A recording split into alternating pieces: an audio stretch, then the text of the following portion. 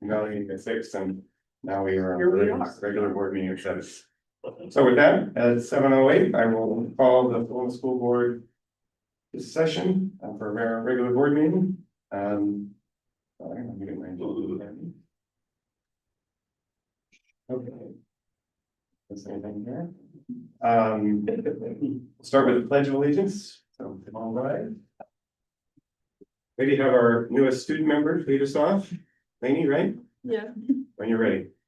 I pledge Allegiance to the flag of the United States of America and to the republic for which it stands, one nation under God, indivisible, with liberty and justice for all. Thank you. All right, next we are moving on to approval of the consent agenda. I have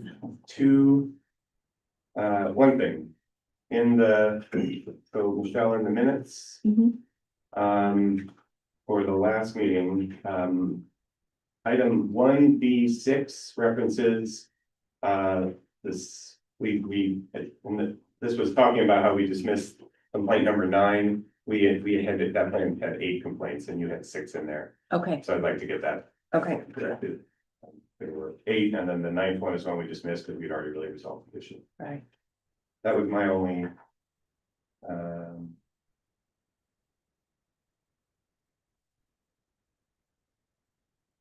Yeah, that was my only. Any other questions on the consent agenda? Entertain a motion to approve the consent agenda?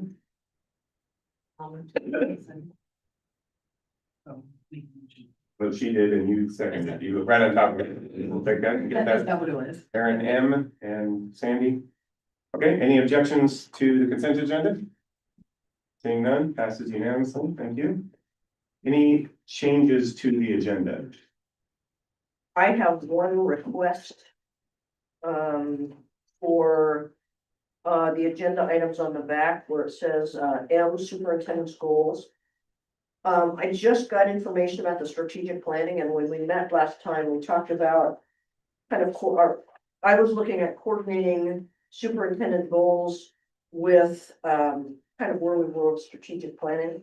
And so just having heard strategic planning information and talking about it at tonight's meeting, I would like to defer the superintendent's goals to December, if that's possible. Well, Susan, what we were going to talk about there was just the schedule of when. Okay, I thought we were gonna talk about goals. Absolutely not. Okay, There's then- no way we're setting your goals in 5 minutes. Then keep it there. Yeah, thank you. So, yes, no, this was, yeah, you and I discussed, this is just for us to talk about. What are we gonna do? What are we gonna pull in with the long-term plan? We use events, et cetera. That's where I'm good. Okay, great. So with that, I don't hear any other changes to the agenda. Very good. All right, moving on. Public comments. I think we just have one, right? Clyde, Rudy. Am I saying that right? And we have a long statement about public comments, but I think you're a board member, you would understand that it's basically 3 minutes, and appropriate comments of the board, which I know is what you're gonna cover. So I'll let you introduce yourself and take it from there. I've been practicing. Good, excellent. About 3 minutes. Yeah. Clyde Root from the Lebanon Community School District. I'm running for the OSBA Board of Directors, Region 10. Thank you for giving me the chance to speak today. This is my 8th board meeting addressing just this week. Some of them through just correspondence. I'm running for the OSBA Region 10 Board of Directors. Some of the things I would like to try to do is continue reaching out to Region 10 board members, building communications with an open door policy. If you have anything you want to bring up at the OSBA level, I will be more than happy to bring it up. Anything you want to address on the agenda, I'll be more than happy to make those addresses and also respond to you with a response from the board. I would like to continue working on the policy portal. That has been a long process so far with the OSBA. Before, board members were the last to be notified for policy updates that come to the school administration. With the policy portal, the board members would be the first ones notified. Not only would you be the first ones notified, you would have a cross-reference tool that allow you to look up the same policy in all the school districts within Oregon. I think that's a valuable tool and saves a lot of time. Another thing I would like to try to do is continue building bridges with the legislators and board members to establish an annual Region 10 legislative outreach meeting. We attempted to do this in my first term. We ran out of time. The current board member decided not to follow through with that. I would like to make that a standard. All too often, legislators will come drop in at the school, board members won't be around. They'll miss the opportunity, either they're working, can't make it, stuff like that. I would like legislators to be first name basis with us. That's important to me. I think it's important to a lot of board members as well. Something new that I'm working on is establishing Region 10 as a rural caucus member with representation. Currently, Region 10 has 9 school districts that qualify for the rural caucus. The bylaws require 10. Lincoln County is formed as a county school district. If you add up all 4 cities for all 4 schools within Lincoln County, the population adds up to the population of Lebanon. Lebanon does qualify as one of the rural caucus members, or one of the rural caucus schools within Region 10.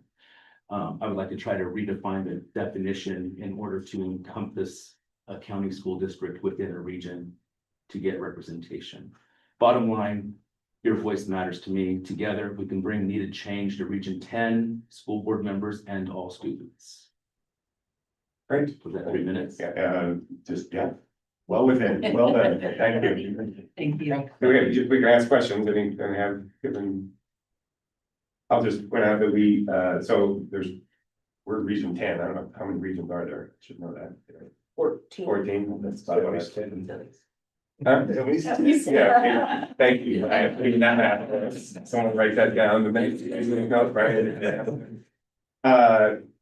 anyway, each board in the region 10 will vote on our representative. And it's Louis Whitebear currently, and do I understand you've had the position on the past? I was appointed before. Okay, Me and- just fill that. Me and Lulu and Jason Curtis ran for the appointment.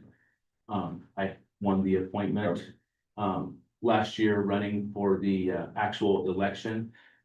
I kind of diverted from my plan and I lost by 1 vote. Okay, all right. Anyway, we need to make our vote tonight because it's due this coming month. There are 2 candidates, Clyde is one, Louis, who again is the incumbent, we just said, is the other one. She cannot be here because she's at the Corvallis school board meeting tonight, where they're making some tough decisions about school closures. And then we also have, that's for the representative from the district, and then there's also a representative on the legislative policy committee, that's Jason Curtis, he's the only one running. Both him and Louis did send documents to the email, so. Thank you very much for coming and for addressing. Thank you. Thanks, Mark. Thank you. Service. No other comments from Michelle? Yep, okay, so close public comment, thank you. Okay, agenda items. First one is our association reports. Yes. Come on up. Okay, come on, if I have to. My name's Sophie. I just have some updates kind of from the last meeting, so Susan has worked with us and with admin to be able to kind of fit the QPR training in on a Friday and offer it on the dates she planned to. Admin worked with staff to say, hey, let's adjust this and we'll move our QPR to this date. And we'll move this other professional development to a later time. So I think every building has got that sorted now. And then we had improved attendance at our last safety session. And every building was represented. So there were, I think at the first one, maybe 9 or 10 people, and this last one about 25. Yeah, so that's been good, and trying to get people to take turns, and you know, it's hard every month on a Monday after school, but we're making it work. So those are my updates. Thank you. Thank you. OTA? Great, thank you. You'll be able to tell you who it's there. Laura Shelby and Amber French or Okay, no, Amber, no, good.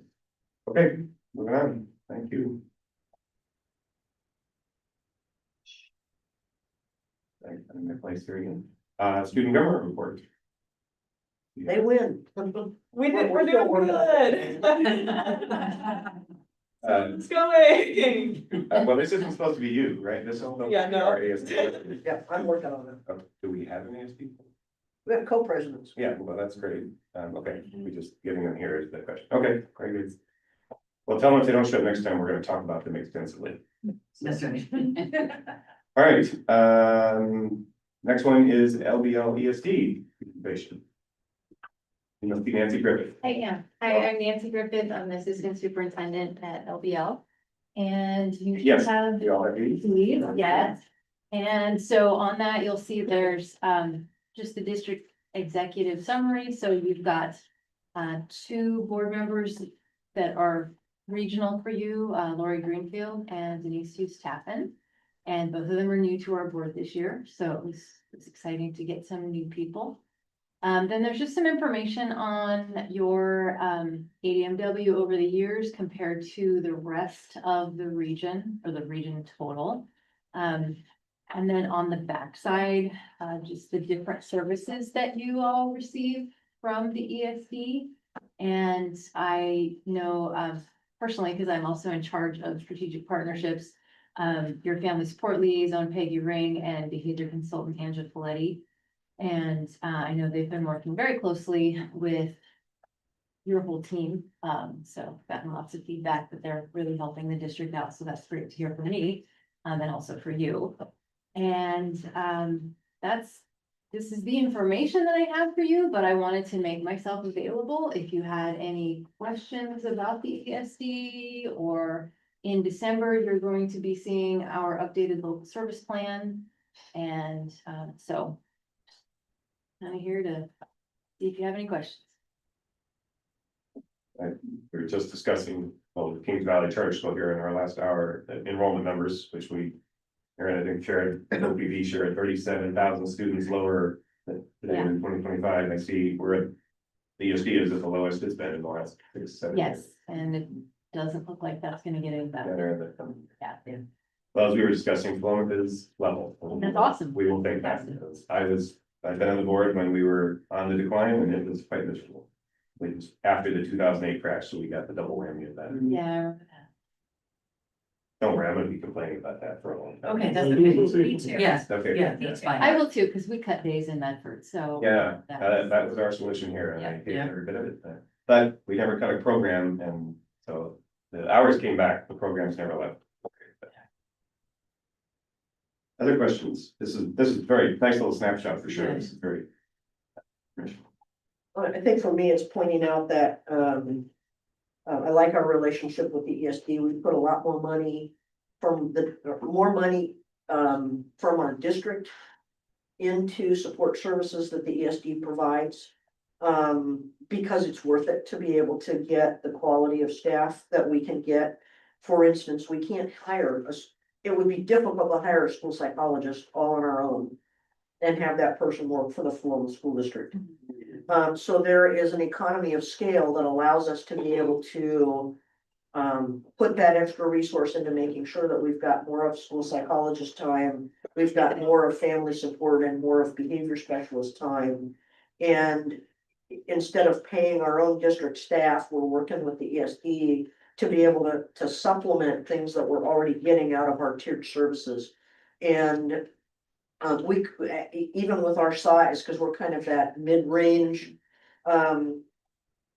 we would struggle to do a number of the things that we do without the support of our ESD to be able to be in our back pocket. So appreciate that, great. The back page, these are for this, oh yeah, it's right there, that was last year, 24, 25.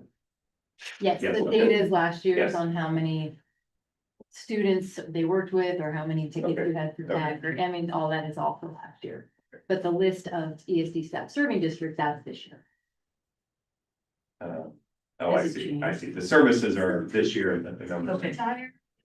Right Oh, now, okay. I mean, so Okay. we do our best, like, I think Peggy has been with you for a long time now. We try not to move people around as much, just so they can build Yeah, relationships. Peggy's been with us, I think, for at least 5 years Yeah, Okay. and then, in that role. you know, Angela, I know last year was her first year, but we added time with her because she's so good. We had halftime with her last year and we added time to her this year. For the purposes of being able to get in and do some modeling in some classrooms. Yeah. And to be able to take the time to actually work, in that front, and it's paid off significantly. Sounds like it, yeah. And so the list of, the data is from last year, the list of services, obviously was last year, the list of services the same for this year, we have to make it.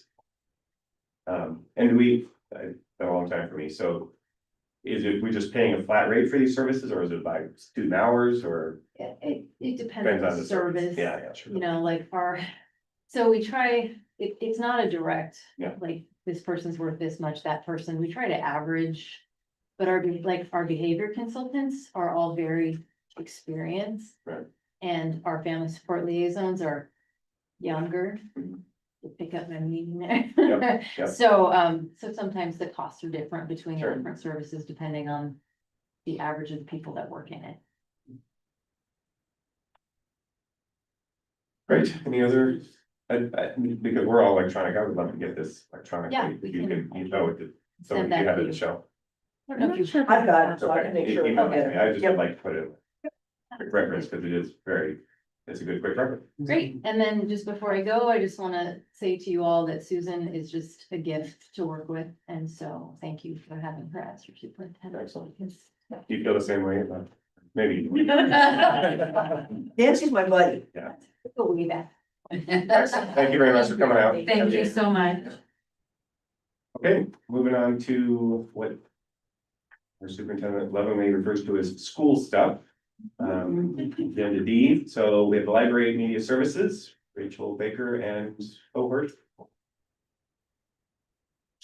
Someone you've never met before. You're I'm like, related to her. What do you have as? don't leave it. So- No, I don't. I'm just gonna give you that. Sometimes when we unplug Maybe, it, maybe come over. it's nice. Oh, there's plenty here. Well, there's a lot. There's one, you can go back. Yes, it should be. Wait, just take this one. We might have. There you go, you're gonna make it just right. There's a thousand. You're just- Do that. So much. And then they were amazing. You don't have to make it easy. I don't need that kind of. Yeah. Temptation. They were so good. I took them home and I tried it. They were. That they know you from up here. They were really excited. Oh. So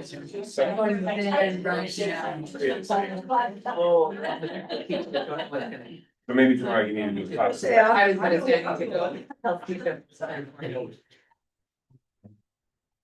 Rachel, take it away. Maybe the introduction as to why you're here. Susan, you. Yes. Or you can, did you want to do that or you? Okay. I would let good them to take go. it. You know why you're here. Melissa Good. wanted Take it to away. introduce me. I am Rachel. And this is Kiki, who Tom has never met before. So we're just gonna go over tonight some stuff about the library to reintroduce you or introduce you for the first time if you haven't seen this or a similar presentation before. We'll talk a little bit about our libraries and then the policies and processes that we use to add materials to the library. And then we'll talk about some different library things like intellectual freedom, different ways that we support reading, what we look for when we're choosing library materials, some of the criteria that we use, and then talk a little bit about our child policy.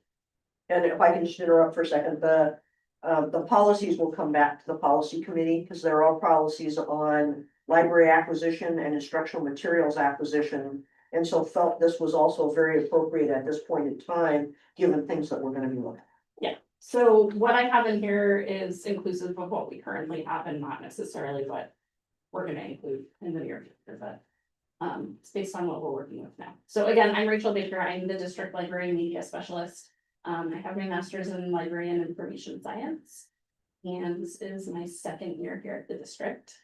Hey, you have the same last name. And I'm Kiki Football. I just retired and I was in the high school library.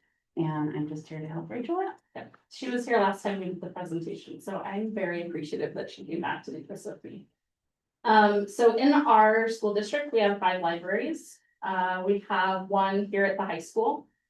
We have middle school and then 3 elementary schools, and that includes Clemens Primary School. And we have 4 media assistants and 1 library media specialist. One of our media assistants covers all of our elementary schools, so she goes to Philomath Elementary, Blodgett Elementary, and Clemens Primary. And then we have 2 media assistants that job share at Philomath Middle School. And we have 1 media assistant here at the high school. All right, so when we are putting new things into our library, we are guided by policy IIA. And then we also follow best practices, and we also incorporate things from the American Library Association Bill of Rights. So some of those best practices are we purchase things that support the curriculum. We look for things that provide balanced perspectives, so we have like well-rounded perspectives on everything. Things that are meeting individuals' reading needs and interests, and then diverse viewpoints. We'll go over some more things later in the slide as well. And when we're talking about libraries supporting reading in the school setting, there's really 2 kinds of ways that we support. One is recreational reading, so we provide things for students that they can choose their own interests, what they want to read, or if they don't want to choose something, they don't have to. We always love it when they do. We try to encourage them to, but we also don't force them in the library. The other way we support reading is through classroom reading or curriculum reading, so finding things that support what they're studying in a class where they can learn more information if it's something they're interested in, or if they're doing research on a particular topic, we have things that support that. Not just physical, but we have access to electronic materials, databases, so we can help support research needs that way. And then additional literature options. I know like in our middle school, we have classes that come in regularly just to get something to read in class, so that is another way. And then just a caveat of that is that parents have the right, if there's something in the curriculum that they don't want their child to read, they have the ability to ask for an alternative. Okay, so intellectual freedom is defined by the American Library Association as the rights of library users to read, seek information, and speak freely as guaranteed by the First Amendment. Intellectual freedom is a core value of the library profession and a basic right in our democratic society. A publicly supported library provides free, equitable, and confidential access to information for all people of its community. So as libraries across the district, we support intellectual freedom as best we can for our students and for staff. And if you guys saw the presentation Ashley did a few years ago, this is a little bit of a throwback to that. So when we put materials into the libraries, we really want our students to be able to see themselves in the materials. So we are always looking for things that reflect them in their lived experiences, but we also want them to be able to understand and empathize with people who are different than them, or people who have different lived experiences than them. So we try to include things that they maybe haven't encountered before. And then we would like for our materials to be a way that they can experience different worlds, and that can be completely imaginary fantasy world or something that's based more in reality. So if you were there for the library presentation, or if you're familiar with books as mirrors, windows, and sliding glass doors, this kind of calls back to that. And if you're not familiar with that, there's some links at the end that have, there's like a YouTube video and then an essay that someone wrote about it that perfect, and I would recommend you look at. Just to interrupt. Well, you were there, just you, yes, okay. So you're the only one that was here? Yeah, that's what I was- Like, That's what I was trying I to. thought most, everybody was here. Was someone else here? Yeah. I was there too. As an audience member. Brad was there. Susan was here. Definitely. Somebody encouraged me to attend. So. As you should, you should always support people you. Oops, did I skip forward? That's the last time. The joke is not landing. So when we're looking at putting books into the library or any materials into the library, these are the things that we're taking into consideration. So the age levels of our patrons, the recreational value of the book, the literary value, how much it costs, the patron demand. Like right now, the new Dogman book is out and it is in high demand. We already have 2 copies and I know it's not gonna be enough. The content quality, diverse viewpoints, aesthetic, reading levels, those are all things that we take into consideration when we're making those choices. And then we have, Aesthetic, what is? that mean? so when I'm thinking about aesthetic, I'm usually thinking about what we're keeping in the library as opposed to what we're adding into the library. But something that we always do as well is look for books that are outdated, that aren't getting checked out, that are eligible for deselection or reading. So when I think about aesthetic, I'm thinking about really old books that none of our students check out because they look really old and not fun. I don't know. Hardy Boys seem pretty, timeless for me. Okay, whatever. We still have Still to. have- you only update On our house, on our. They have new shelf. covers. Yeah. Yeah, they make them with updated covers and then you see them get checked out a lot more if they have an updated. Well, there you go. So. I mean, I'm sure it's no Dogman, but they were still. Dogman's an interesting one. Anything that gets the kids excited to read. It's awesome. I like it. So when we're selecting materials, we consult standard reputable professional review sources. And that includes School Library Journal, Kirkus Reviews, Horn Book, Book List. Those are some of like the standard ones for our novels. And then I added a few in at the bottom because graphic novels are not always thoroughly reviewed by our typical review sources. And so we have a couple of websites that we go to specifically for graphic novel reviews. And those are the Graphic Library and No Flying, No Tanks. Is this you? You wanna say? Yeah, so then, the next question is how do we find the books that we want to buy? And so our main goal in putting books in our school libraries is to find things that we feel like the students are gonna be excited about. And how we find those things, to look for new materials, we're reading the journals that, Rachel mentioned. Other great sources that we found are just like different librarians' blogs, we can see what other librarians are buying. So there's some great online library groups and forums. We look at the different publishers that we're familiar with and see what they have coming out. Conferences is a great place, and then there's a lot of award lists, like the ALA books and the Prince Honor books and Newbery books, those kinds of things. And then just catalogs from our publishers. And then, once we find books that we think we're interested in having, then we need to do our research and make sure that they're gonna be appropriate for our library. We obviously can't read every single book that we buy, but we can gather that information by reading reviews, both professional reviews, and then just kind of some general public reviews that are more for the layperson. We read excerpts, we look at the information provided by the publisher, and then cross-check, and there's a lot of different ways to cross-check, but make sure that we have at least a couple different reviews, a couple different things from a different librarian group. And then I sometimes will even just look at other high school library catalogs to see what they have in their collection and see if it's in line with what we're interested in buying. And another great way to find books is to take requests, and that can be from staff. Sometimes staff knows of books that we don't know of.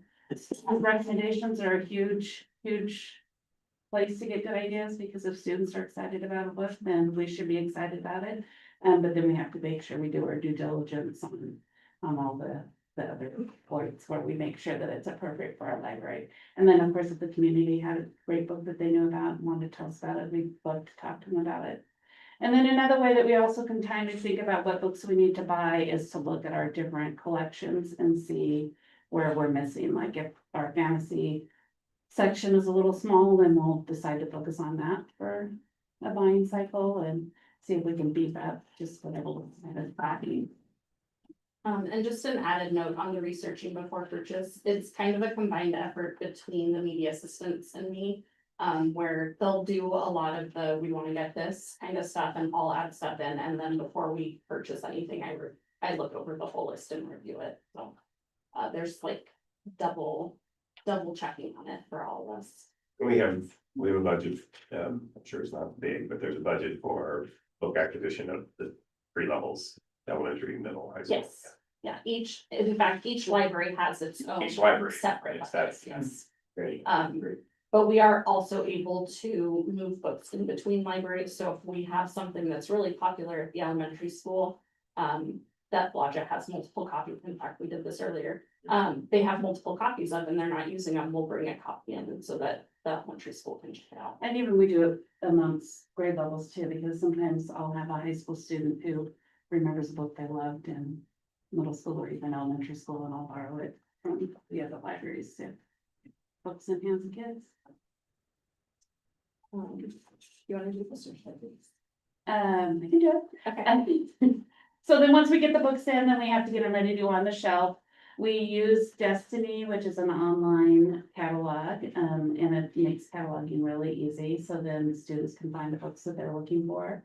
So we put them in our catalog, and then processing is just basically getting them ready for the shelf, so we try to protect them with covers.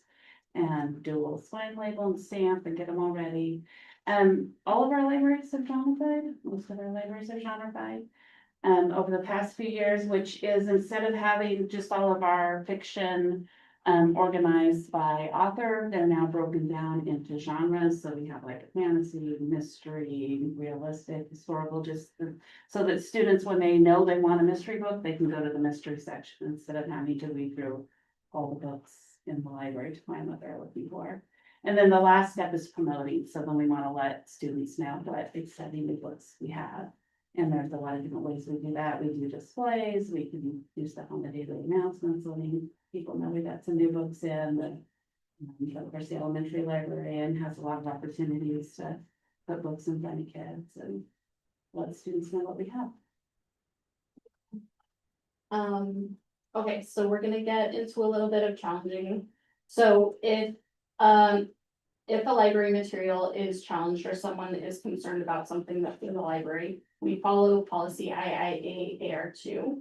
And that's the challenge of instructional materials. And our initial step would be just having an informal conversation with the person and saying, okay, what is the concern? What do we need to do to address the concern? And sometimes that's enough.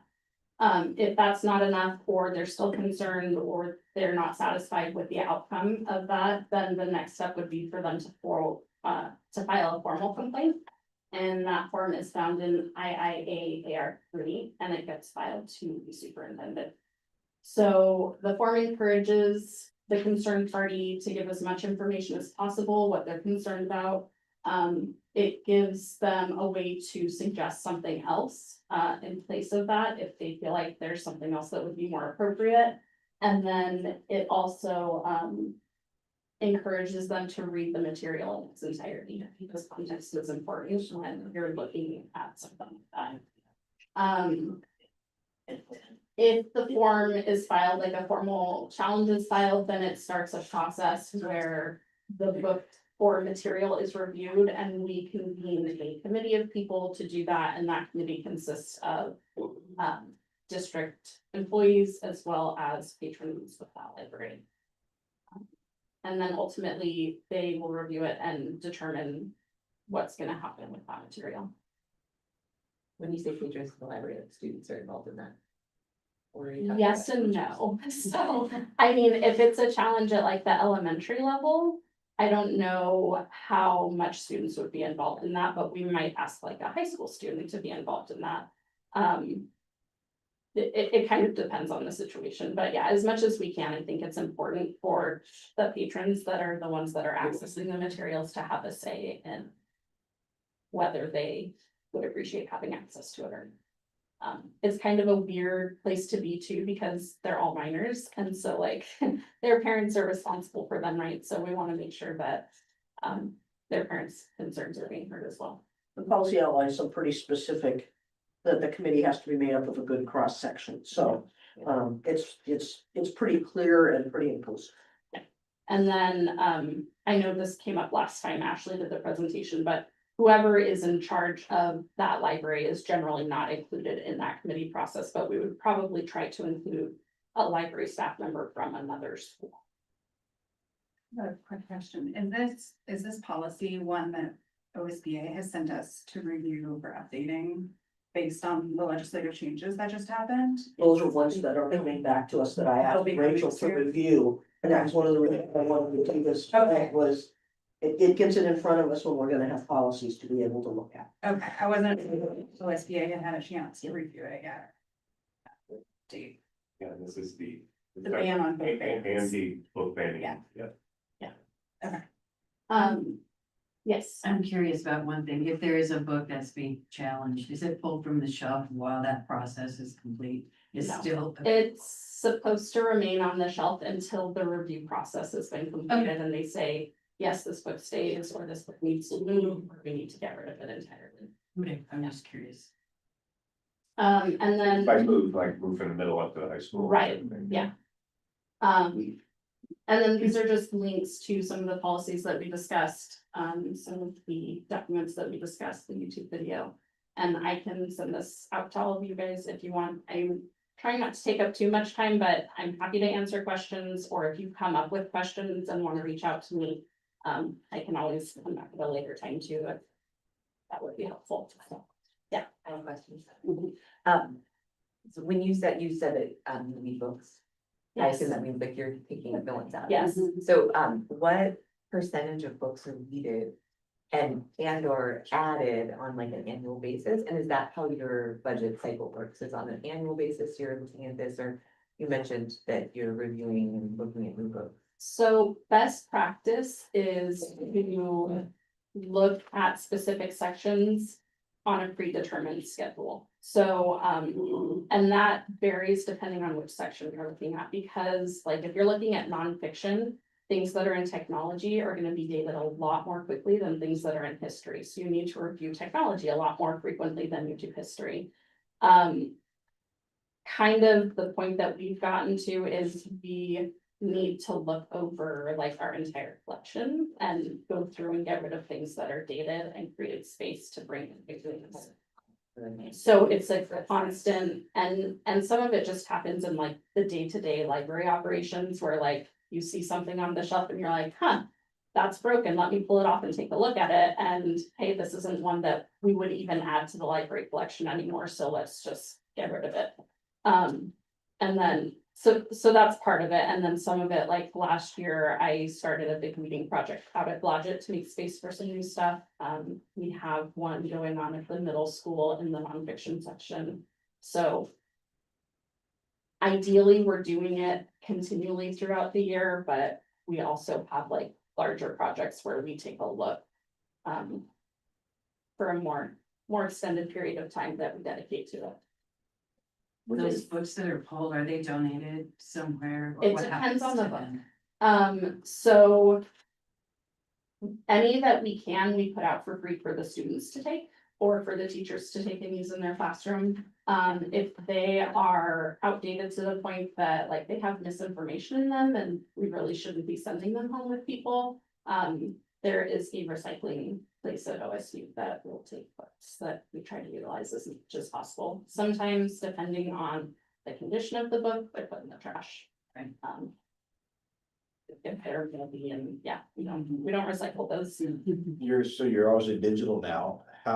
Is there a system that flags like books that aren't checked out? Do you have to manually do it? Is there a way that it does it? No. That flags you, this book hasn't been checked out, and I don't know what the duration, and it seems to me libraries are huge. Sure, some books don't get checked out at a year time. Yeah. Well, and there are some that don't get checked out and we keep because they support things in the curriculum. So just because they don't get checked out doesn't mean they go away. So we have Destiny through Follett, and that is our library management software. We can run reports that say, how many times have these books been checked out? Or we can run reports that say, give me a list of all of the books that haven't been checked out in the last 10 years. No. And then it'll give us an entire list. And we can look at it and say, yeah, these books should stay or these books shouldn't stay. Watch our time, because we did a presentation, but that has all been great. Yeah. Any other, oh, go ahead, start. I think we have a couple questions. I have a question. Go for that. I was just wondering how often you're receiving challenges, if they're varied throughout the levels of the schools, or if you're seeing it more in So I haven't received a formal challenge since I started, and I know that there was. Which is, this is your second year. It was my second year. I know there was an informal challenge a few years before I started that a form was never filed, so, It's not very. it's not very frequently. And We do have people that will bring up concerns to us sometimes and we'll take a look. And sometimes we're like, hey, maybe this is something we need to look at in more depth, or like, maybe this was purchased for the middle school and it somehow wound up at the elementary school and we need to move it to the middle school. So that kind of stuff, but yeah, we're not getting the challenges. My question, well, I have a whole bunch of them, I'll email you. Okay. But, if that's okay with Susan, it's kind of around like volunteering and helping out and repairing books and like. Okay. Little backstory, we bonded over our mutual love for library book talk.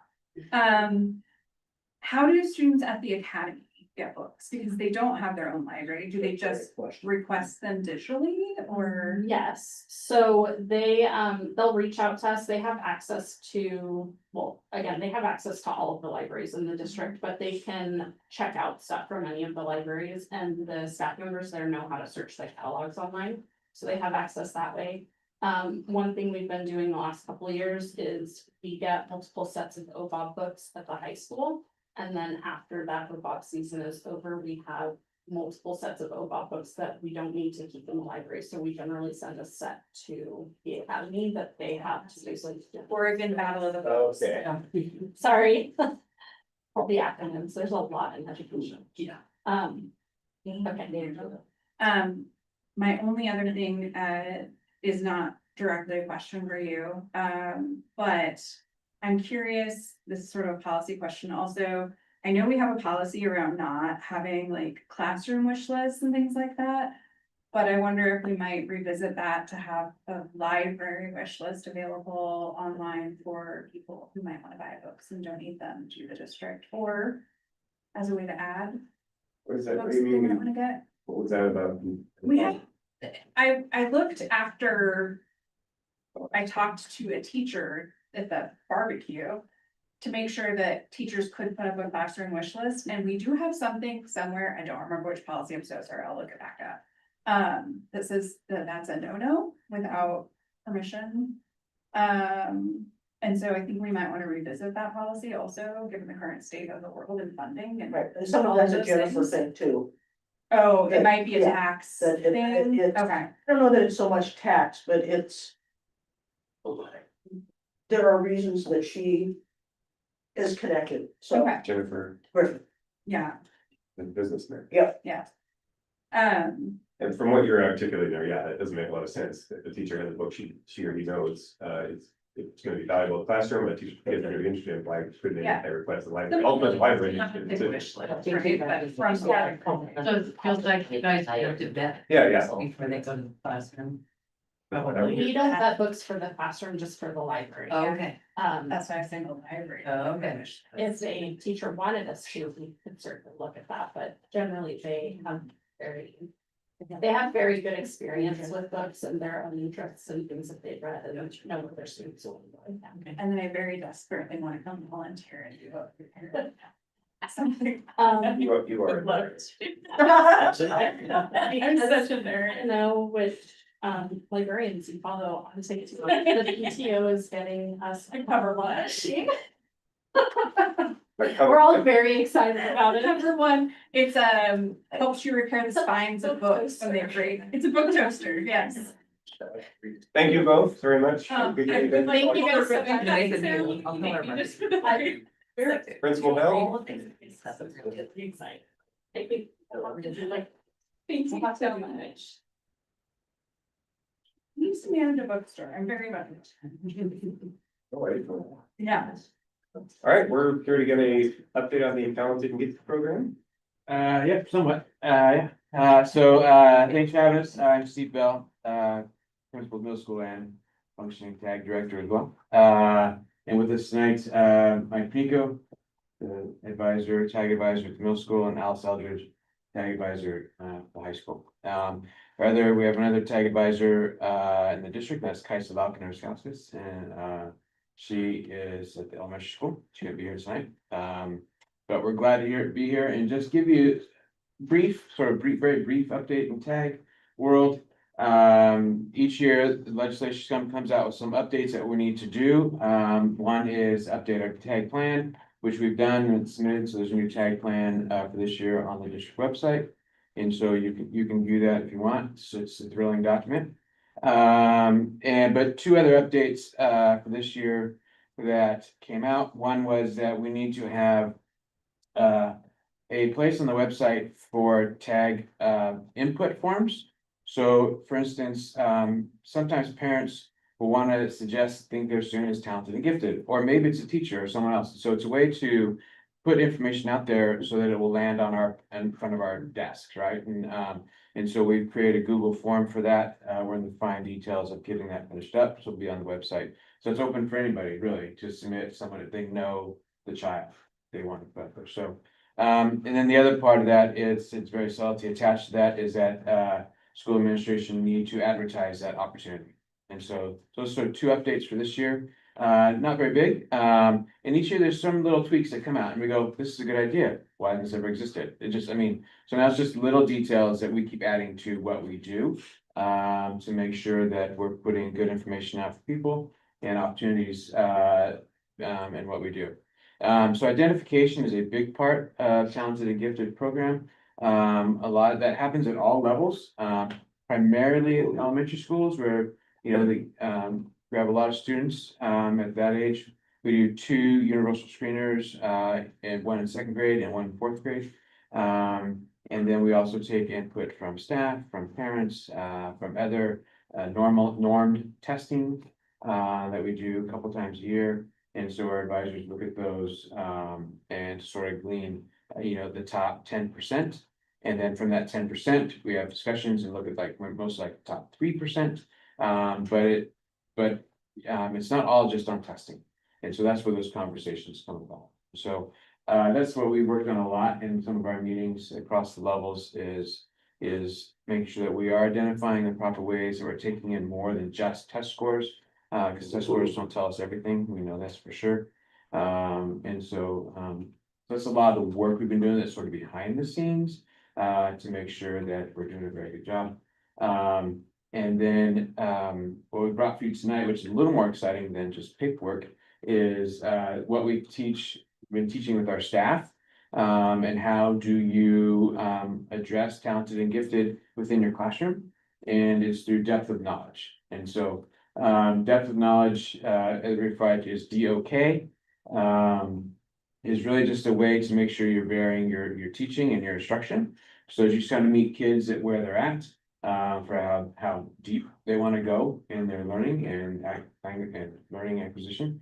And so Mike put together a slideshow a year ago. And I believe Alice used it just recently in high school. And so we have this for you tonight to talk about. So I'm gonna let Mike talk a little bit about what we got for you. Great, well, we've got a quiz. But we're not gonna be great at grades. I don't know. Always commit to that, Aaron. Can I approach can I pass something? You approach Okay. We'll deactivate the electric shield. Yeah. Sure. I'm pretty threatening in my cardigan, I know. Exactly. Decades of Purple shirt. Hey, Brian, you'll be fine. Anybody else? Michelle, you wanna play? Sweet. Brad, you wanna play? Sure. Great. Okay. Sorry. Okay. Yes. Yeah, so it is, when we're, the hard work of reaching talented and gifted students, and this is true for all kids, that even if they're not identified as talented and gifted, is finding that right level of depth to get to. And so when we're talking with teachers about this stuff, because this is the most interesting thing that we do in the TAG program, is like what happens day to day in the classroom. So when we talk with teachers about this, we really try to have that focus in mind, like what depth of knowledge are we asking for? And so we try to learn this by, having something fun to look at. Can you give us the next slide, please? I can. Okay. So what we're gonna try to figure out is like, we got 4 different TV shows to show you. Okay, and you're gonna have to try to tell us what, using your handout. What level, like what depth of knowledge do these shows entail? Show number 1. It's gonna be good if it played, good, the timing helpful.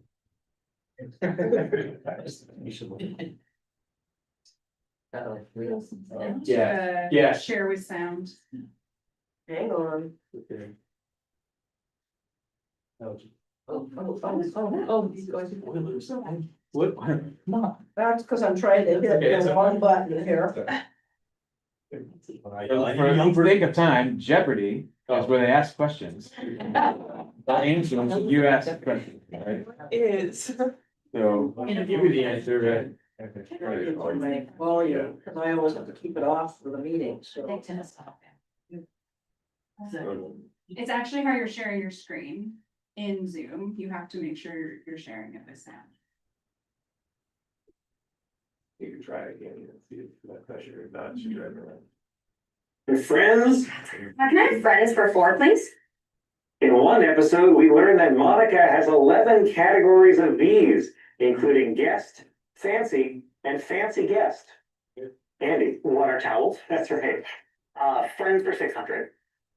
Oh my God. She was Chandler's longtime on again, off again, fast talking girlfriend, played by Maggie Wheeler. Who's Janet? Lindsay. Who is Janice?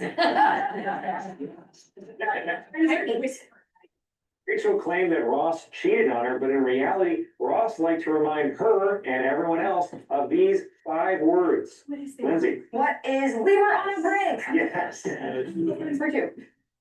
Even Taylor Swift is a fan of this song that says, "You may not be a bed of roses, you're no friend to those with noses." Naomi. What a smelly cat. Yes. I'll take friends for 1,000. He's the doctor played by Joey on Days of Our Lives. He's killed off, but then returns thanks to a brain transplant. Oh, jeez. Andy, who is Dr. Drake for Warwick. That is correct. There you go. Okay, so who would like to tell us what level, or what level of depth is Jeopardy? Using your handy dandy handout. Level 1. I would say what we just did is level 1. Level 1. Playing the actual game, strategic thinking. True. Okay, okay. Yes, so we're, if you're just recalling facts. Okay, that's level 1. It's not that interesting, it's not that complicated. Funny. You have to choose, how much are you gonna bid? Oh, yeah, your If you daily double. double. Are you gonna Know hunt the for it? answer. You Are gonna you go top down? comfortable? Right? Okay. Show number 2. I've been sitting in a chair too long. My ADHD just This is the most physically demanding and emotionally draining game on television. God knows what's ahead. Welcome to Survivor. To get further into this game, we need a strong tribe. Do you think that there is anyone I should be wary of? Survivor's ready. Go! I'll win. I'll play. I'll last. Snake. Who gets to go? I know. This is Survivor. Britishy, so it's classier. It was grandpa. Yes, so looking at just like the middle circle or the little tiny circle there, level 1, we said it's all about recall. Survivor, would we say that's like level 2, skill and concept? Level 3, strategic thinking, and level 4, extended thinking. I'll take level 2 out. 2, okay, for how much? Nice, well done. 5.2 for Alan. Okay, level 2, any debate, we like it, we hate it? Strategic thinking, I think there's could be a lot, you look at some of those people who went all the way to the end, they figured out who the allies could be, Right. So I might say Skills, strategy, strategic, yes. strategy is fun. Okay, any other bold people, Aggie, you bold? Yeah, you're. Will this affect my GPA? Some strategic thinking. What is level 3? Sure. Yeah, your GPA went up, good job. I don't know, there's no right answer to any of this, we had a lot of argument in middle school, just because it's fun to argue, but it's either a 2 or a 3. That's me. Great.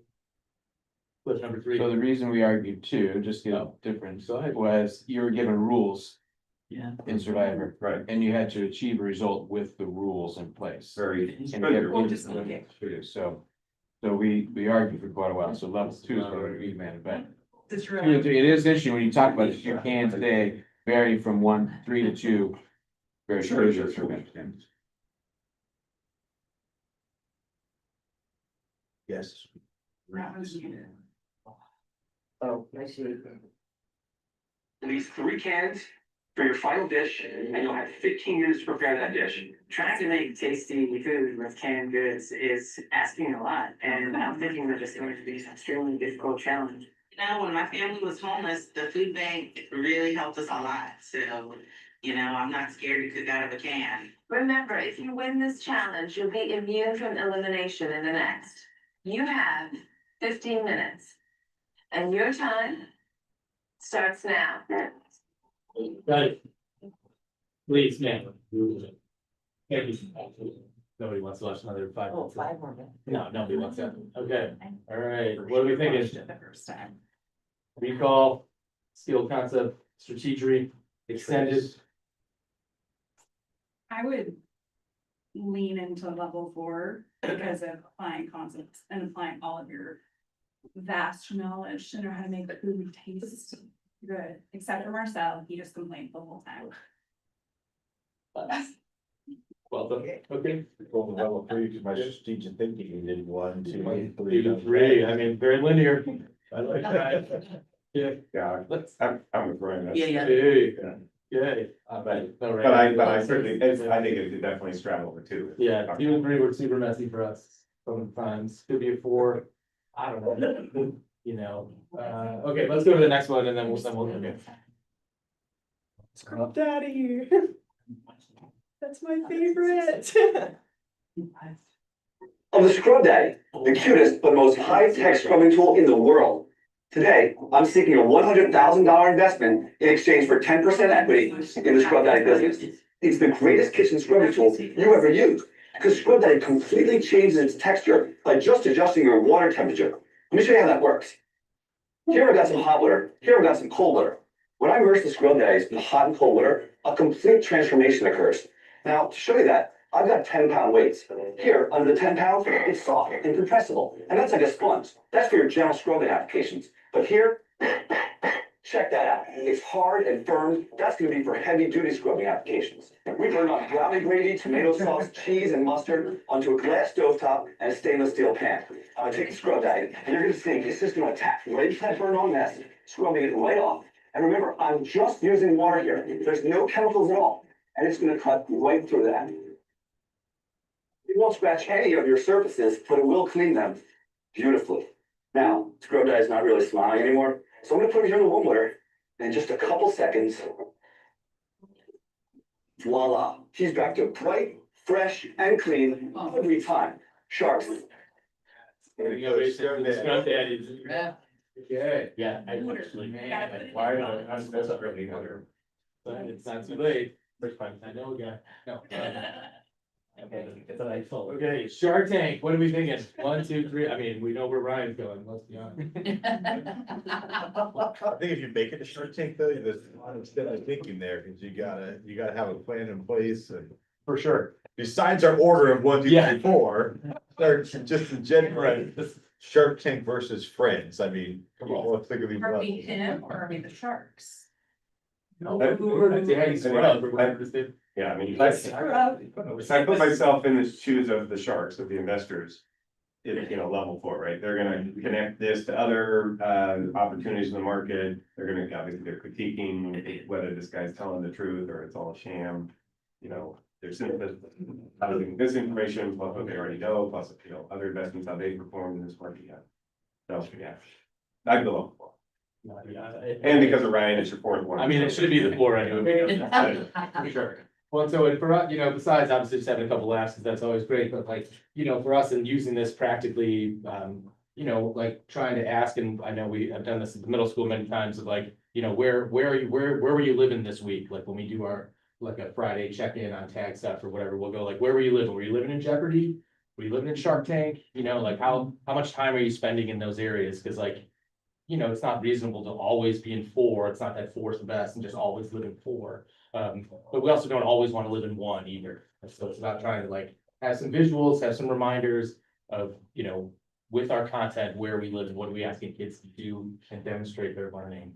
And we want to be able to live in all of these areas at any given time, of course, leaning more into, you know, Shark Tank and the Survivor Without the Line. In tag in particular, you're making sure you're pushing them to the, part of Correct. the council. Correct. And you, if I can interject, you mentioned the 10% versus the 3%, so is that, you know, you're pushing the 10% at some level and the 3% even at a higher level, I mean, are you differentiating them? You mentioned that, so I find that. Yeah, no, that comes from, you know, basically across the board, sort of 97% to sort of standardized, normalized test. That those students who achieve that sort of level, you say is exceptional, right? And so it's almost like if when we're evaluating identification, if they've scored a couple times, right, around that 97, 98%, we're like, you're a good identified tag. If you're somewhere between the 96 and 90, then it's like, what's other evidence do we have? Okay. You know, Okay, that's how you're, okay, that's very helpful. That's great, I was that 95, 96 kid who didn't get into tag, you know, and I always thought, yeah, what if, you know, there's some reason, and so, all right, that's great, that, you, other evaluations, because tests aren't all the end. Right. I wasn't a fast enough reader to ever finish any standardized test of, you know, any section on time. And we're on back at number 4 or so. And so this is good, but this is where maybe Alice talk a little bit about what she's doing in high school, because they don't have a lot of that standardized testing. A lot of it, you know, is K through 8 and certain things are 2nd through 8. And then we have state testing, you know, that takes place at particular grades. But really the high school, if they're not identified at that point because of those testing, there's very little opportunity. So she's been working with staff on those conversations, you know, what do we have? And so maybe also you can talk a little bit about what those conversations, like what you're looking for when you have a high school student that you want to identify. Well, a lot of students are identified in elementary and middle school. But we found that there are students who either come in and out of our district and don't then have a lot of standardized test scores, or they were in a district where that information hasn't come to us. And some of our students that pass through our district that were not identified previously. So we are looking at standardized test scores.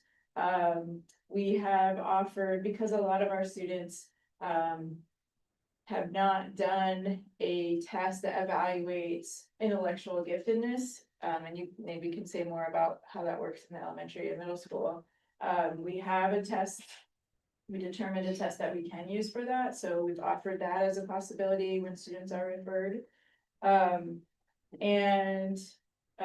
We're always gathering information from teachers and their experiences. So I'm revising a teacher rating form that the elementary school uses to get teacher input, and I'm revising it to work better for a high school setting. So we'll be using that information as well.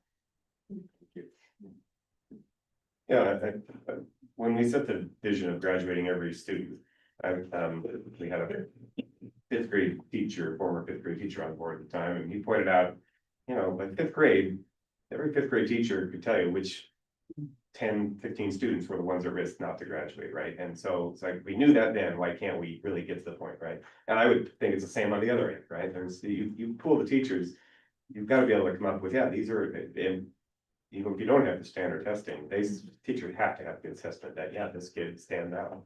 You know, so about here is not just testing. Great question. Yeah. I have a question. What is our overall PAD population in the district?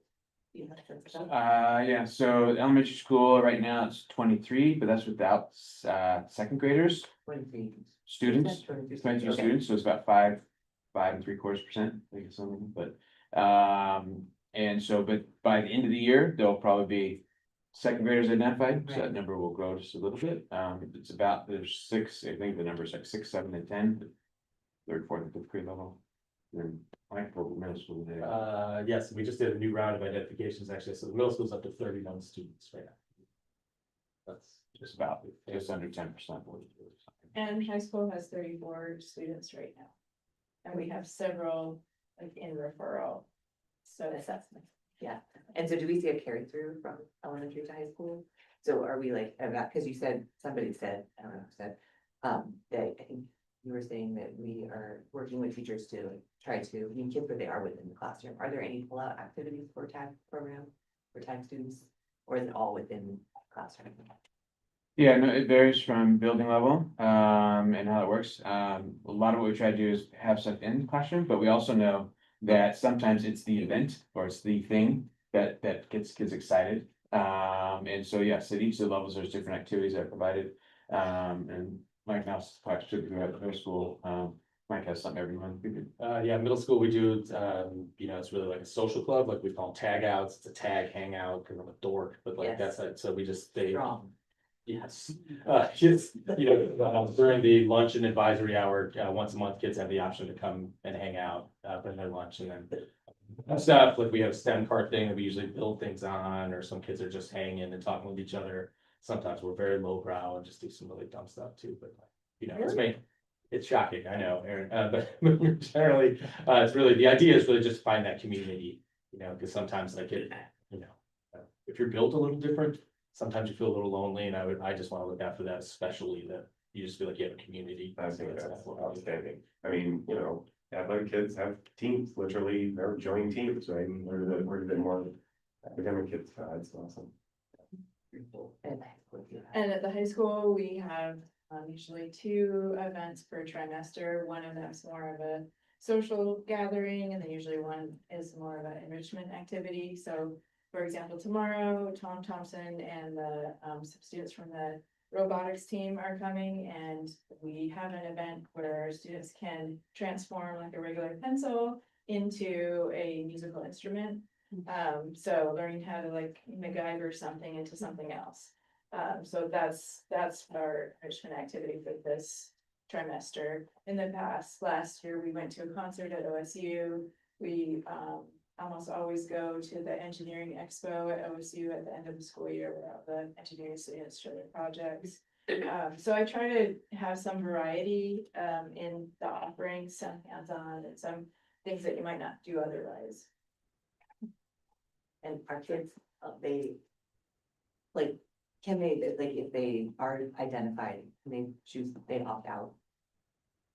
They can opt out of any of the like enrichment things, but they're identified as tag on, through our synergy system, so all the teachers know that they're tagged.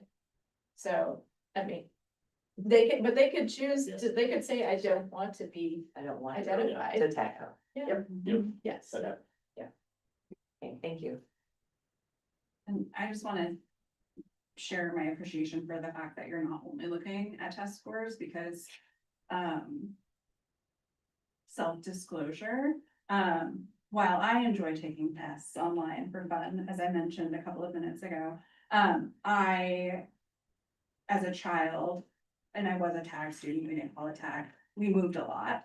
And so I missed a lot of educational opportunities, skipping from school to school to school to school to school. So I probably would have fallen through the cracks had I not been really lucky to sit at the same school for 3 years in a row at one point in my life and get tested, just like 2 weeks after I started at the school. Otherwise I wouldn't have had a lot of opportunities that were afforded to me. I have a question somewhat related to that. If, we know that every single one of our students has multiple different identities that they live within their experiences and their existence. So we know some kids maybe don't do well on tests or don't get the best grades because they're just bored. I think we've all seen that. Or because they have ADHD, or they have, a barrier that makes those sorts of things hard. And what I'm about to ask, I recognize is incredibly unreasonable to actually expect you to be able to do. But do you do any looking into that where you're like, okay, we've got this kiddo who, when they talk, brilliant. They don't want to do anything, but it might be because they're not being challenged. How do you do that? Yeah, no, it's a great, point. It's really been an emphasis in the last couple of years, particularly even across the state. As far as is looking at the whole student. And looking at students that don't have those sort of test scores. And so it's that conversation about around local decision making, local judgments. That's part of our tag plan is like, how do we look at those things and talk about it as a staff? And so I know each of the buildings we talked about, we have staff meetings specifically around this. And the instruction about what are we looking for? And some of it is conversation. It is like when you have a classroom dialogue, is this student all of a sudden like won't write anything for you or they won't do any paperwork for you, but my goodness, they can speak and command, like, and all of a sudden you're like, whoa, there's a student's like higher than anyone else in this sort of place, or even in the arts, or, you know, in writing or in reading, you know, so how do we, so we have those conversations, and then that's sort of what this sort of input form is for students that may not show up in a data sheet, but when you're in person with them and something that may be not identifiable in a test, that's by the evidence, and then we have those conversations, at, you know, and there's specific meetings that we have around tag identification each of the building levels. Yeah. Also, I just want to state for the record, Tom should have been a tag kid.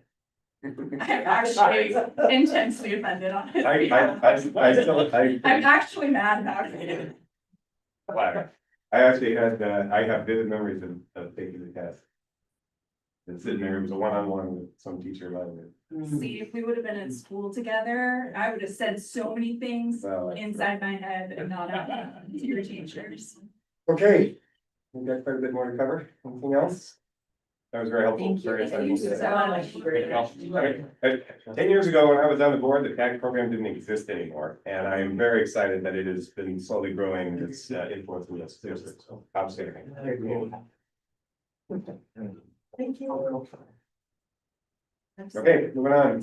We're on to the OSBA, I just basically been waiting for us here. Oh, I'm sorry. You do have fall questions. Yeah, so. Yeah, and the only thing I did thus far, and I'll send it to the board members, is I put together, Tom and Aaron McMullen and I attended the OSBA conference, and just the litany of the different sessions we went to. And since it only ended last weekend, there's kind of like, there's no way we can download and, you know, take care of everything, but to be able to see the sessions that, and I see a typo, to see the sessions that we were a part of, and to be able to come back around to ask questions of any of us in terms of where we went, what we did. We tried to be strategic in where we went and breaking things up so that we all got different pieces of information, and felt very successful in that way.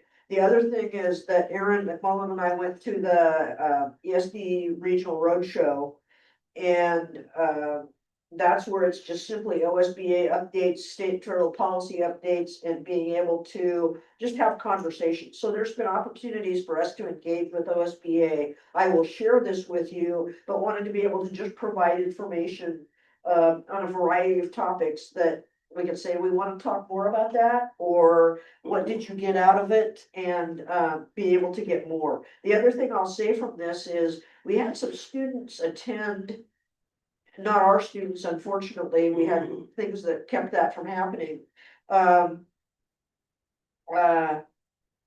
Attended the session, and one of the things I floated early on was to say, can we just have a student day where students can have the opportunity as student board members to have conversations with one another and to talk about what's happening for them, what is appropriate advocacy, all kinds of things like that. And 2 OSBA staff members have bit on that and are ready to do the planning. And I volunteered us, and I'm hoping I didn't voluntold our 2 student representatives to be able to help with the planning of that. As really an opportunity to be able to give to our students and allow them the opportunity to be able to provide for us and to provide for others. So I'm really excited about the opportunity to do more planning. I'm very excited. I would say One of the last session that I went to, there were 3 student representatives from the Hillsborough schools, but not only were they incredibly thoughtful, but they were super engaged, and it was really neat to see. And they were in the input that they had, it was phenomenal. They were so well spoken, so well thought. Really cool to see. See, I went to one that was, it was a students committee to the superintendent. More so than, board representatives, but there were some similar kinds of things, but it's just to give students the opportunity to talk with one another about what are they doing in that capacity and what could they be doing.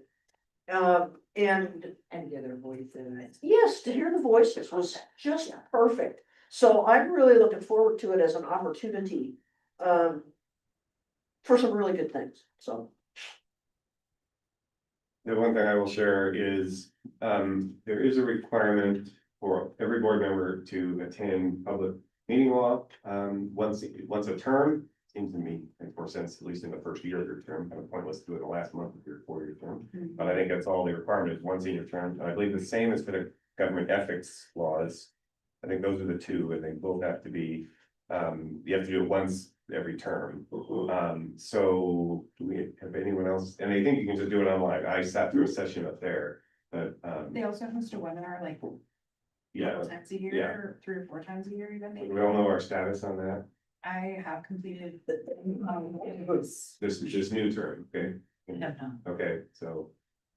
Keep an eye on you. All right, so maybe we make the goal, since you guys are halfway through your term already, maybe make the goal between now and end of January or something. And, I need more time. okay, I do think. well, it's only like an hour, I need more time. okay. I think there, I'll give you till February 1st. I'll take it. Okay, I'll take it. yeah, anyway. there might be one on demand, but I know that they host it. I think I asked, and someone did say, yeah, if you watch the material, or you could get certified. Okay. So, okay, anyway, that would be the one thing I brought back, and there were a couple things that I learned about the executive session, which is a good refresher, so, yeah. Okay, now we will, unless there's any other questions, we will move on. Okay. To end, by the way, Michelle, just thank you for all your arrangements, for the OSBA, I know that took a lot of it. Yeah. But everything worked out great. Okay, now to the OSB elections. Again, we have 2 different positions. One is our regional representative. We have the 2 candidates, Louis, I think it's right, Louis. Louis, who is the incumbent, and then Jason, or I'm sorry, Clyde, thank you, who presented to us earlier. And then we have, so we'll talk about that, and we have the other role of the legislative policy committee, yes, thank you. Okay, so any questions on what we're doing? And then I'll look for a nomination for our vote, who you would basically put forward for the board to vote on for our representative, our district representative to the OSBA board. Just a comment, last year we did it wrong, we wrote on this paper and handed it in, then when they come back, you have to identify your vote. Yes, that's, again, if you had taken the public meetings. That's why there's no training, paper. it would, yeah, you can do that, but then the chair just has to read who voted for who. So it basically doesn't matter. There's no point in writing it down because it has to be public. That's true, all votes. Yeah. Again, having just completed the public meeting training. You signed my name on that for you. Just add me the. Yeah, to my sort of did, yeah. It, like I said, it was only. It's ethics training, Yeah. That's right, you're saying.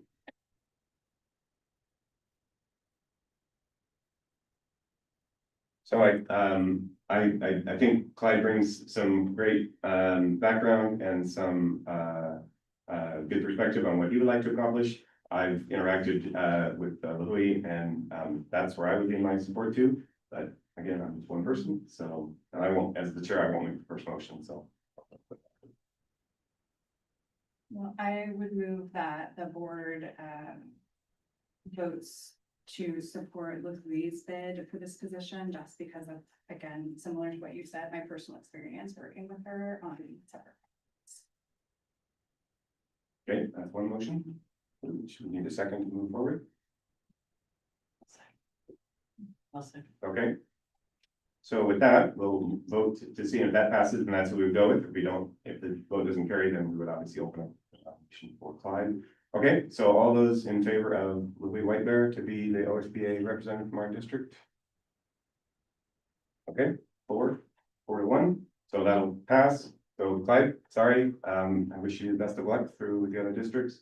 With that, we will. Thank you so much for being here tonight and thank you for your service. I tried to say it earlier, I didn't say it loud enough. I appreciate your hat and thank you for coming to the assembly as well. That was really great of you today. I deeply appreciate it.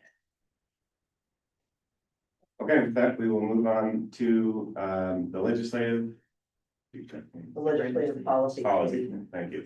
We only have Jason, and so I would take a motion if we want to support Jason. And I so move. Okay, I'll second. all right. Any other input? All those in favor of Jason? Okay, that's unanimous. Great, thank you. On that, and move on.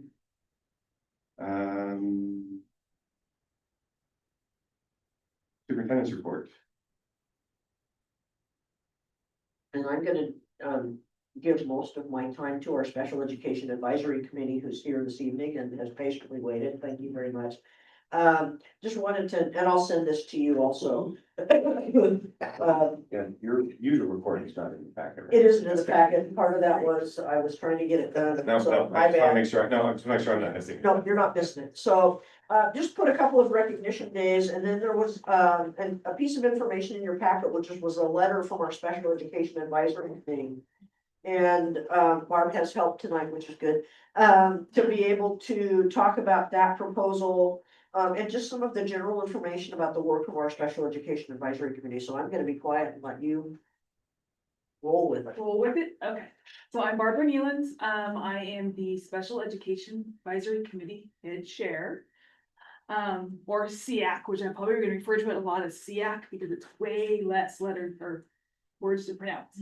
Okay, so we are proposing, we would like to work with the district to get a building for our kids that are have graduated with modified diploma to the age of 21. It's sort of my personal thing because my daughter is a senior this year. She has autism. She will be graduating with a modified diploma. And when she was a freshman, all staying in school was fun. Now she's a senior, we're got senioritis already, we're done. She does not want to come back to the building. Nothing personal about the building, but she would like to see, I think she has an older sister who graduated here. She's going off and doing, great things. Jessie wants the same opportunity, she wants something different. So, I know that Lebanon has one, I know that Corrales has a program. I think our district, we can do a program.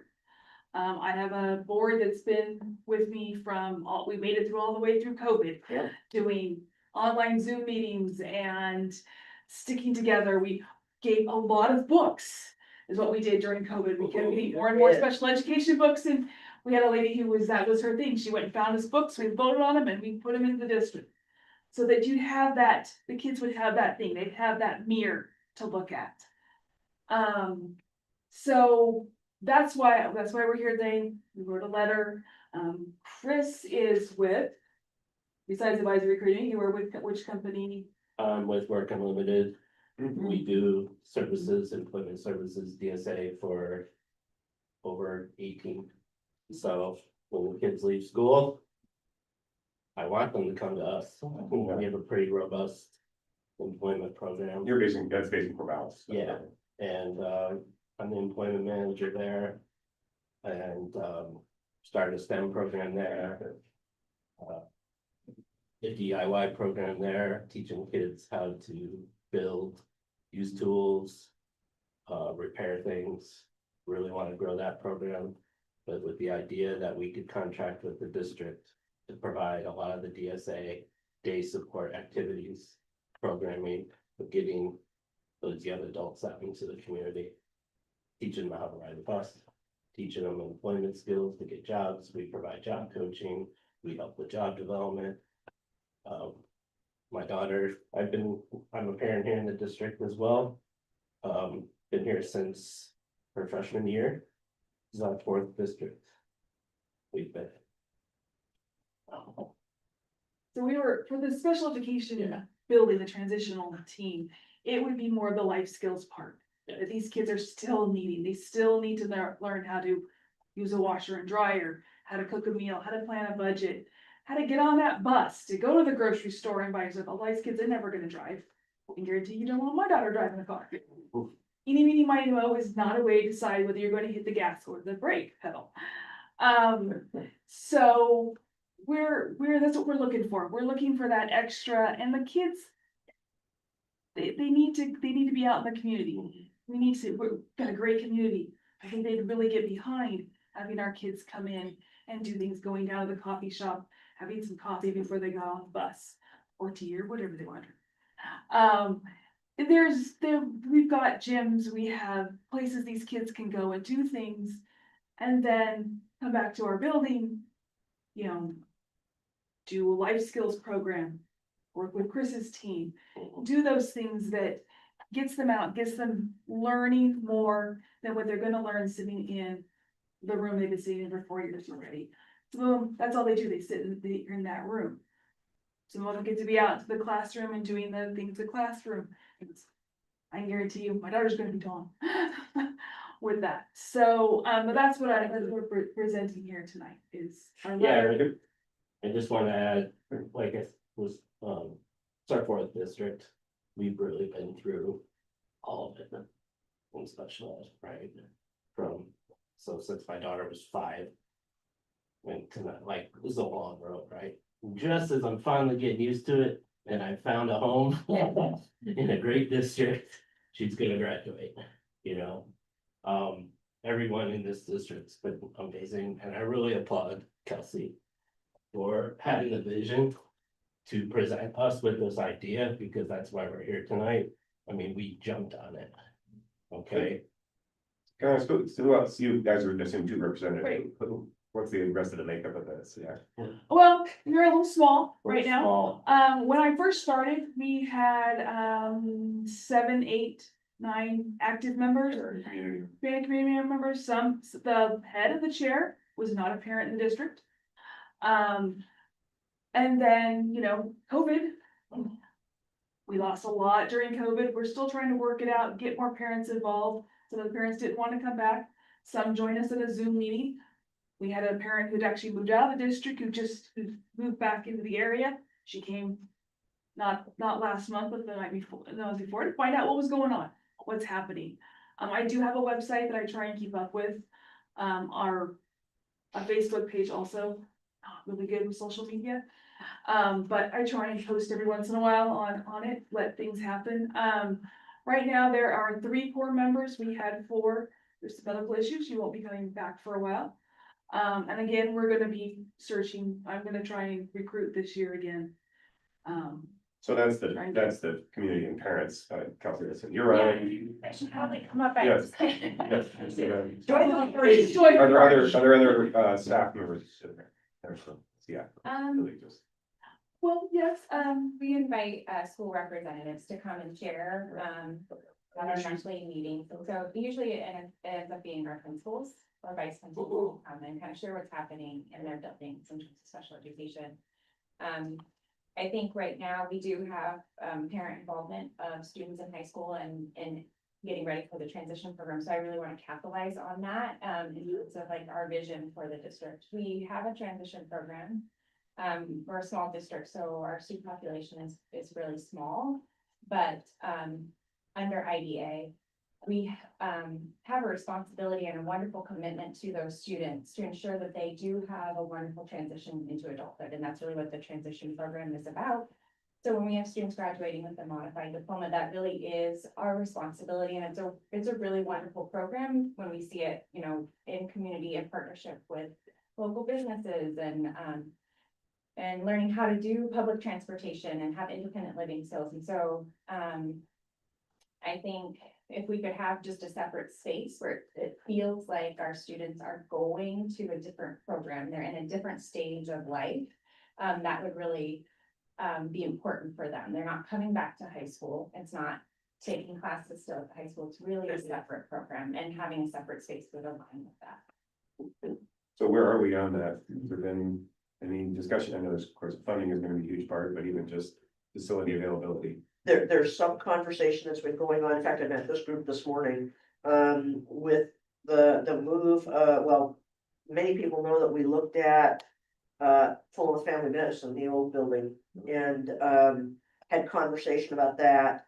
At the same time, we've also engaged in some conversation with the Fulham Youth Activities Club and the facility that Benton County Schools Credit Union just moved out of into their new space. They actually moved there. Yeah, they opened for business in their new home today. Oh, yeah. So I gotta drop the check by tomorrow. I would have gone and known. there you go. Yeah, somebody came and thought we were all waiting for the ATM. So, Wait a while. Yeah, Yeah. there's a whole. and so, that's been in conversation. I heard this morning that, a partnership may open as a possible, not everyday consideration that Maxtivity might have some interest. And so there's a couple of things that are out and about to be, explored. And, you know, of course, we can't bond until 2030 to get us to a space where we could consider something bigger. But, in looking at what could be available for me, just kind of being on the outskirts of it, even if we can't, I mean, if none of those come to fruition of being able to pick another space right now, what can we do within our existing or current spaces that may not be the same classroom at the high school that we could utilize to begin to then look at your 18 to 21 time is truly about your transition. It's not about it's not, it's learning math, but it's learning math for how do I build a budget? How do I know how much money I have to do my grocery shopping? What am I gonna need at the laundromat if I have to go to the laundromat? How do I do my laundry? You know, those kinds of things. And so I see it as part facility, but also part as programmatic opportunity. You know, we looked a number of years ago at could we join with the Wings program in Corvallis that they're so big. Well, that program had said, we can't take anybody. I mean, and apart from you're looking at transportation and all sorts of things like that, but they became non-options and we've just kind of said, I guess we're so small, we can't do it. And so, it's kind of been nice renewed energy to be able to take a look at a particular student group that we have a pleasant obligation to be able to take care of. Yeah, and I think we're, because we do not have a separate space, and we haven't really built this program as like a full robust transition program. We are losing potential students that are in a community or neighboring communities that would be interested if it was really a program as we're describing. Oh, I have some questions really quick. So do we know about how many students we're talking about in that 18 to 21 group? And on average at any given time? I would say it would be somewhere between 4 and 6 or 7, somewhere. So it's a small, but I think if we create a program, we went to visit Lebanon's program and they have done a really nice job. And so what has happened is in other districts partner with them and will send students. And I know we have Monroe, who I've been kind of talking to our neighboring special education directors, and they would be interested, you know, so we have people that I think would be interested in supporting if we have something going. And is there state funding available for a program like that? I mean, how is it funded? Yeah, they count for our ADM, so they count as our students. We get paid for 19, 20, 21. Okay. But special on top of that for, you know, a building, et cetera, that would be, it's standard ADM. Yeah. Like ADM, yeah. So looking at the time, that will go down. Yep, of course. Is there a reason not to start it sooner? Is like whether they're still in high school, I know you have to get your core credits, but I think all kids should go through a life skills program. Yeah. Not just, I agree. I think every kid should go. I mean, that was kind of my push for vocational stuff. People need to learn how to do this stuff, but it seems that after high school almost seems too late, like you having those skills at 16 years old. And so I'm just curious if there's a rule in filtrate it into earlier than afterwards? I think that's a really wonderful point and a great question to ask, and I think that's what we're asking right now of our staff and our team is like, when we're thinking about adulthood for our students and being thriving adults and part of a community, what is it that we want? What is their experience that we want them to have in high school? And I think sometimes, often, and I've been part of those conversations where we think about credits, they need these credits, they need to graduate. And I think if we can take a step back and think about what is our vision for them as adults, that would be a great question to ask. I appreciate you bringing that up because it's all kids too. And there's no reason something couldn't be integrated for all kids to learn those skills together. And I discussed that at the special education committee. Yeah, you This know. is not, this cannot just be for ours, because I can think of a lot of kids. I can guarantee you that my older daughter really could have used to learn to use the washing machine. Yeah. I tried really hard to teach her about my. But when she got to college, she got in for a shock. Like moms. For things before, and there are kids, mostly boys, who not wash their sheets for 5 or 6 months until they were so stiff. No, Well, then mom used to just wash them, they just were cleaning their hands, right? I've seen, probably, I drive a lot, we travel the freeways a lot, and I've seen multiple teenage girls on the side with a flat tire waiting for somebody to help them. Sometimes in areas with no cell phone service, which is, if they have a car, they have a tire, if they just knew how to do it. They're not sitting on the side of, like I've seen them out in Mapleton, on my way to the coast on Mapleton, like by the tunnel, no phone service. Secluded in the woods, middle of the night, and there's a girl broke down the side of the road. It'll save. So I think you're hearing support for this. Susan, I encourage you to work with the committee and find options here. I do love the idea of the PYAC's facility, because it's like a 4th campus right in the middle of, the 3 campuses plus close to everything. So something like that would be awesome. Anyway, and then Ryan's point is outstanding. Yep, So absolutely. that's a lot, and I think you've got the support of the board. It's all gonna be about helping you find the time Yeah. and funding. Yeah. Great, thank you. Thank you so much. Thank you. Thank you for serving on the And Tessa committee. needs to sign my activity book that she did does, last year for yes. the, yep. Yeah, she does need to do that. I will, we need to print more out because she could sell a lot more. Yeah, she could. Thank you. Okay, thank you again very much. All right, we still have quite a bit to cover, so we're gonna keep it moving along. Anything else on the superintendent? Just that acknowledging that Josh Martin, who was our technology system administrator, resigned for a new position. That was not on the consent agenda. This is the new stuff. This was a new development, and so it will be put on there, yeah. And what we're doing is we're looking at what is the restructure of our current technology department. And where can we pick up pieces and what is it that we really want to get?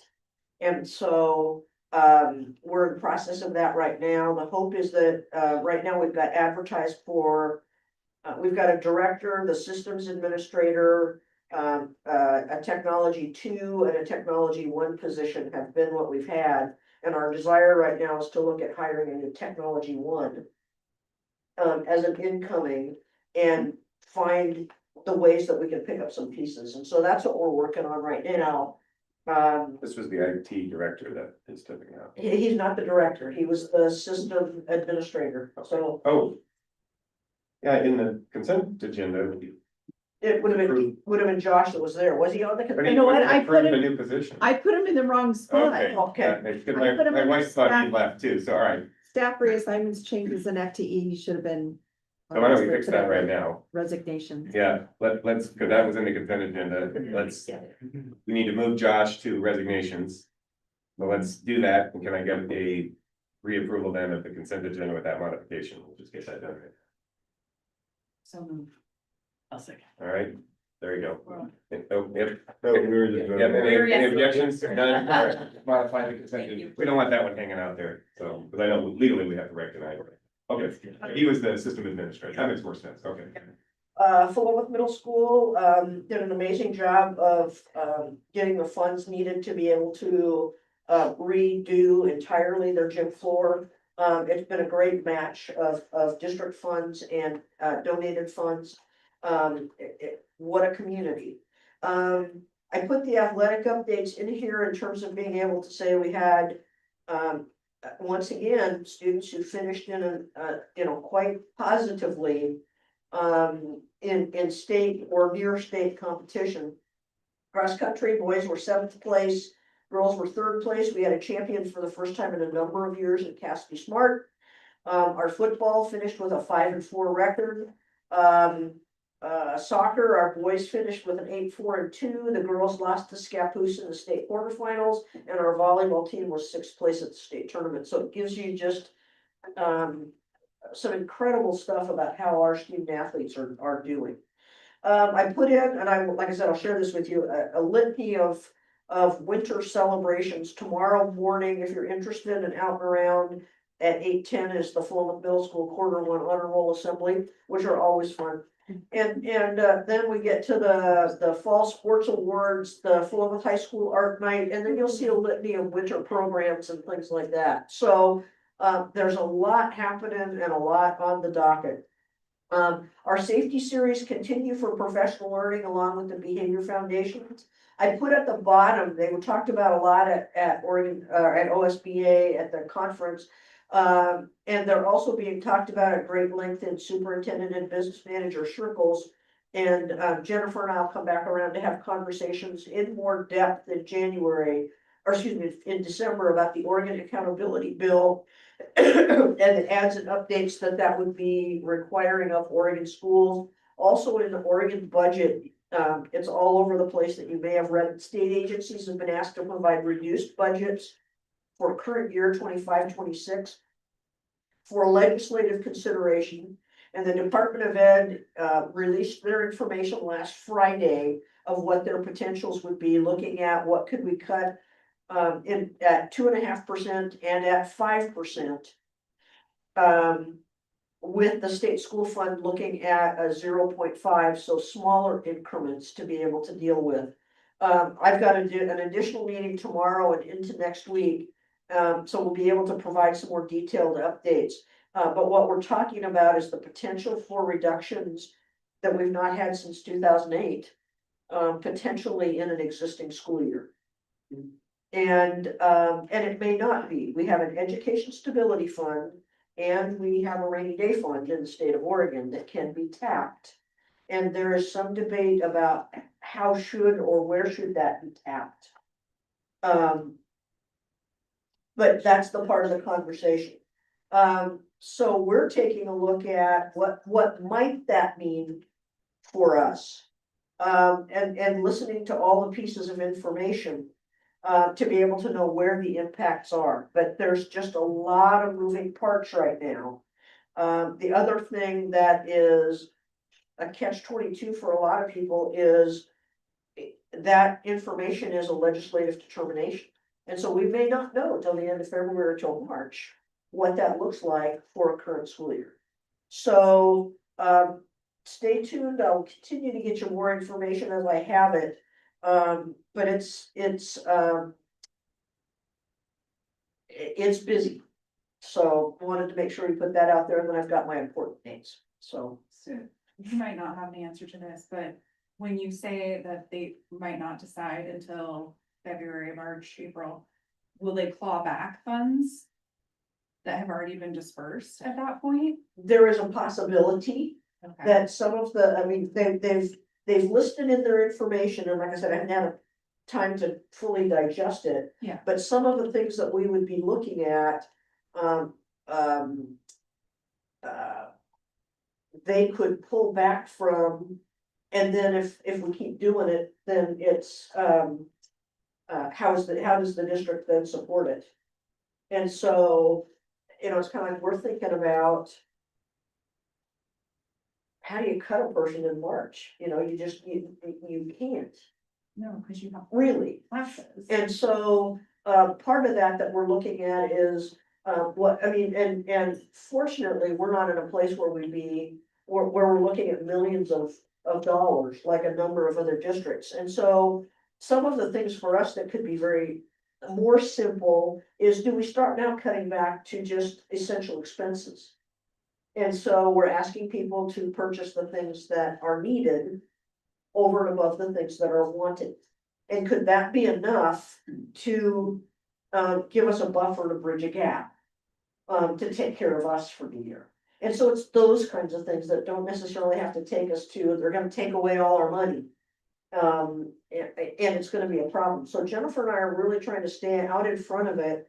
And do our due diligence to think about what does that mean and what is the impact, or what could the impact be? We're also still in conversation, because the state's gonna have to decide some of those cuts also in terms of programs that they'll get rid of. One of the things that we've been involved in is, and I'm gonna get it wrong, Kelsey, the African American. Black Student Success. Thank you, the Black Student Success Program. We're in with a consortium of districts within that. That funding has already been cut. And so that group has cut back on the kinds of things that, or activities that will be offered for students. And so we're just trying to pay real close attention to what are those things that have, immediate and hard impact versus those things that we can mitigate in one way or another. And so there'll be some constant updates and we'll continue to keep people informed. We are so lucky to have Jennifer in our position as a business manager simply because she stays so dialed in to where we are and what we need. Really quick, you could talk to Jennifer about a life skill program, making candles and shutting off the lights, because the light bill is really high. You got that written down, Kelsey? Yeah. Might end up being offset by our insurance costs, but it's, I like where. I mean, Anything else? yeah, Madam? no, we're good, Okay. we're good. If we can just get your report just added to the packet online, I think that's the Yeah, best it way to will be, reach. it will be. As opposed to, and you can email it, but it's nice to have it, that Yeah. you covered it, so let's get it. Great. Financial report, Jennifer's not here. Jennifer is flying back from vacation. Okay. She put her report in the packet. The Yeah, one thing that we had one individual submit an application for the budget committee. we're gonna get to that. That, yeah, we can approve later. But she said that the things in her report should be pretty straightforward. The one disappointing thing is a little drop in enrollment from last month, but we're comparable to last year. Again, these 2.5%, 5% cuts, it's gonna be painful, those are gonna be bad. That's far better than what Corvallis or anyone else is dealing with, which is on top of the student enrollment declines. If we can just stay flat even, that makes a big difference. Yeah, and that's kind of what we're looking at. We're also looking at when we can submit a new estimate, because they will recalculate it. That we're actually gonna take a look at possibly lowering by like 5 students to be able to make sure that we're in that range and don't get ourselves caught. Don't get overpaid and then. Yep. Yep. Okay, moving us on along, so the finance report, of course, with multiple elements in there, we've all had a chance to look at that. Clemens Community Pool update, The pool update is, and I won't bother to show the slides in that, is, we have broken the plan into 2 parts. And, thanks to Ryan's help, we've secured funding to be able to take care of phase 1. we're still not sharing publicly. No, not at this point. And we've made a couple of other asks of some other organizations to be able to see what we can get. So the step 1 is to replace the filter system, deal with the safety grates, and replace the chemical controller. Which is something that we believe we can do. We're just waiting on final estimate.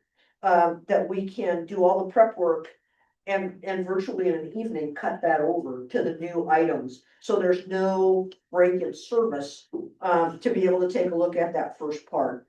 And so what we're looking at is, you saw before that the filters sit on these grates, and where the extras are against this wall, that's where we're looking at being able to put the new filters.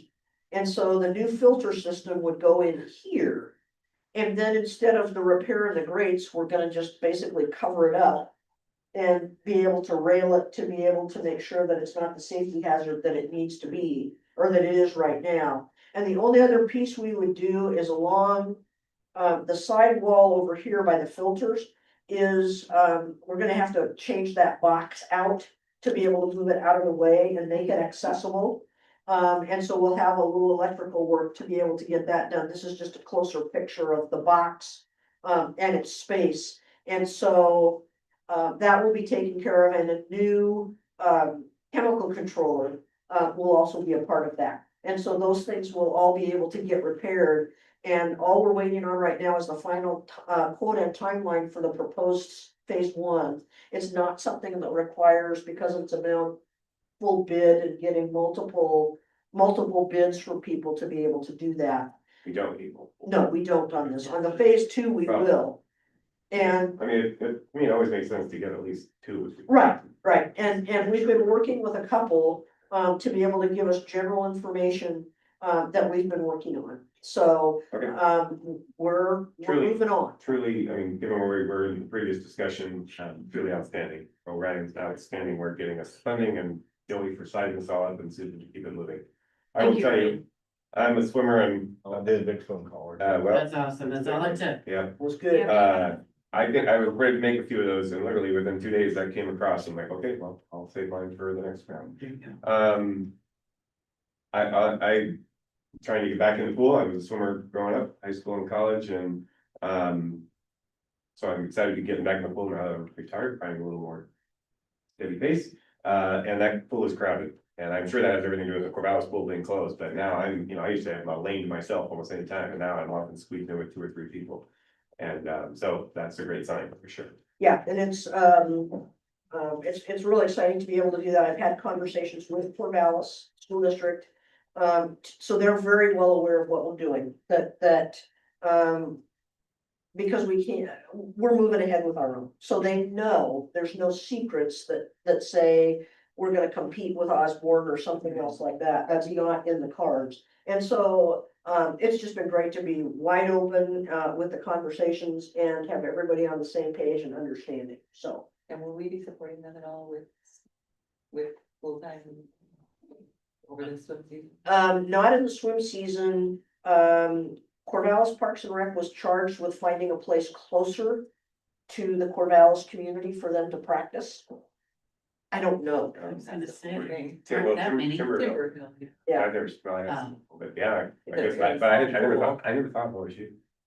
So I'm not, Anyway. I'm not sure of that piece. Doesn't affect us. But they have it, Corvallis Parks and Rec has reached out to us. They do monthly training sessions with their staff.